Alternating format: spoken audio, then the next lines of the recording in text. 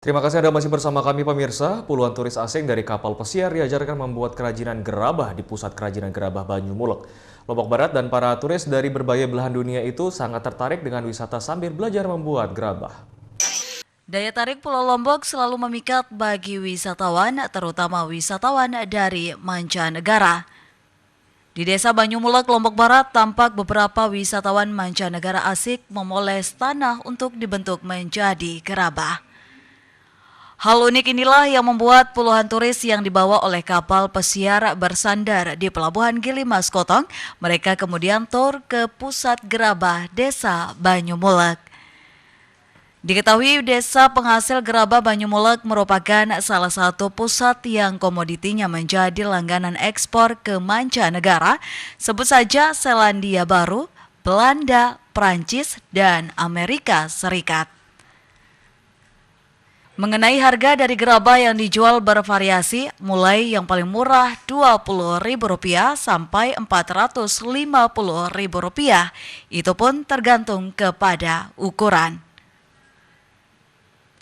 Selain melihat pameran di setiap art shop-nya, Anda juga dapat melihat proses produksi. Hal inilah yang dimanfaatkan oleh para turis ini dengan ikut belajar membuat gerabah.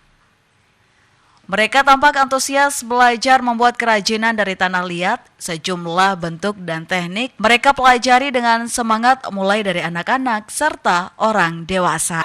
From Melbourne, Australia. Yeah. What do you think about the processing of handicraft in this place? I think it's amazing, and it's an age-long craft that I've never seen done like this before, all by hand. It's beautiful. Beautiful. Thank you for sharing it with us. You first time come here? Yes, first time in Lombok. Yes. Proses pembuatan gerabah sebenarnya cukup sederhana. Adonan tanah liat dicampur dengan pasir dan air, kemudian adonan dibentuk sesuai keinginannya. Setelah selesai, adonan yang sudah berbentuk dibakar di atas jerami. Para pengunjung yang mengikuti proses pembuatan gerabah tidak dipungut biaya, hanya dibebankan berupa tip berkisar antara Rp10.000 hingga Rp20.000.